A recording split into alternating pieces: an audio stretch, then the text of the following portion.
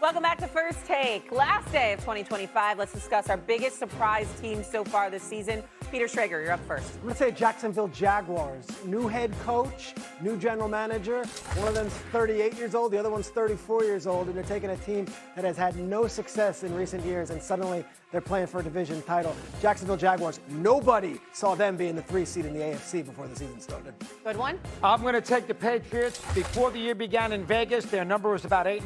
They're going to win 14 games. We all knew that they were going to be dangerous. Vrabel, new coach.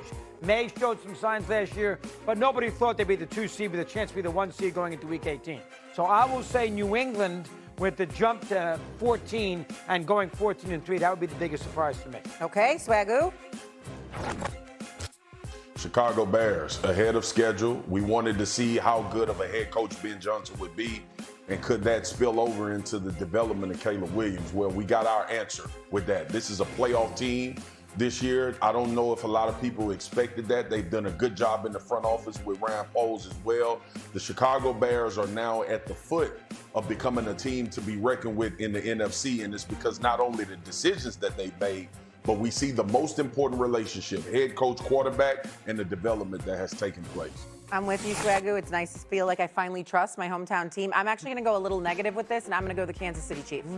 Are we kidding? This is a team that was in the Super Bowl last year, is a perennial powerhouse. The last time we saw them have 10 losses in a season was 2012. We are not accustomed to seeing this team lose at a very high rate, having no answers, as Travis Kelce said.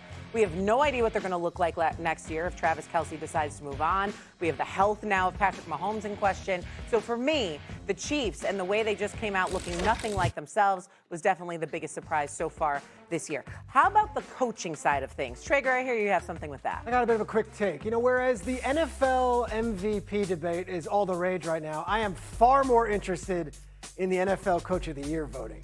It is the most open, wide open year I can remember. You've got 2 first-year coaches, Ben Johnson and Liam Cohen, who have taken moribund franchises with young quarterbacks from losers to winners in just a matter of months. And then there's Mike Vrabel, who returned home to New England and took a team that had a top 5 pick a year ago into a division winner for the first time in 6 years.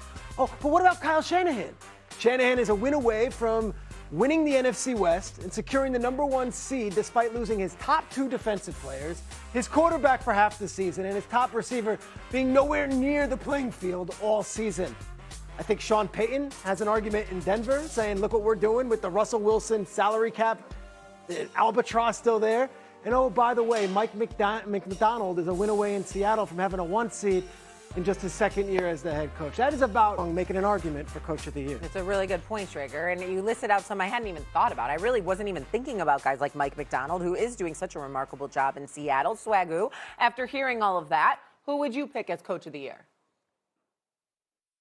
Kyle Shanahan. Kyle Shanahan, and we already hold Kyle Shanahan in high regard, but the attrition that has taken place on this football team costs coaches their jobs sometimes and seasons. You think about Brock Purdy being out. He got Mac Jones playing at a very high level in the games that he needed to. Won some games that we didn't expect him to win with Mac Jones being the backup. Mac also played phenomenal. So you talk about the development of that position. You think about, Schrags mentioned it, Fred Warner, arguably the best defensive player in the league when he's on the field. Bosa out. You lose Michael Williams, the first-round draft pick that you take. No pass rush. We talked about the defense, which is why I fear for this team going forward.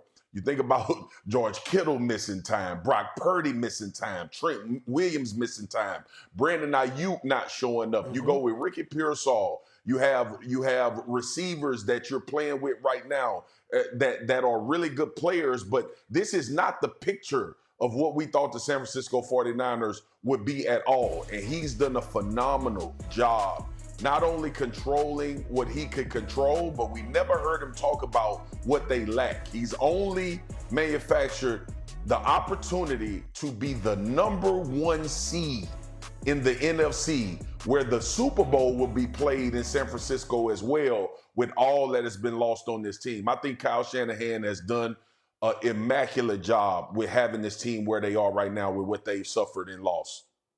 I could go anywhere you want. He's done a great job. Yeah. And Shanahan's not. I don't think he's going to win because it's the culture of San Francisco. They win a lot, but he is a great football coach. Got to win a Super Bowl, but he lost 2 to Mahomes. He's a great coach. I'm going to go Vrabel only because of the fact they have had such an incredible jump. He's done a hell of a job. I know their schedule's easy. I know the division. The Jets are horrendous. They played the Saints. They played Tennessee. I get all that. But they're going to go 14-3. They're going to beat Miami this week. They probably will not get the 1 seed. They'll be the 2 seed. They're going to get 2 home games.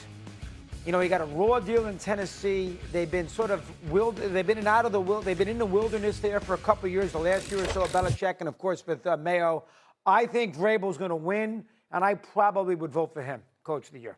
I think if Kyle Shanahan wins on Saturday night in another primetime game in front of everybody and with all the injuries they've been dealing with, I think I'm with Swagu with Kyle Shanahan. If Seattle wins, I don't think it's going to be Mike McDonald. If Seattle wins, I honestly think Ben Johnson is going to be your NFL Coach of the Year. You think about that city, that market, that division, and all of the hype and all of the expectations for Ben Johnson.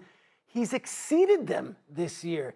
You know, he came in with a little bravado, too. Remember at his press conference, he said he can't wait to play Matt LaFleur 2 times. He said he's looking forward to playing the Lions. And after that Week 2 loss to the Lions, they were 0-2. And everyone was saying, oh, Dan Campbell just stepped on his throat and showed him who's boss. He's the boss in the NFC North right now. The Chicago Bears have had an unbelievable season.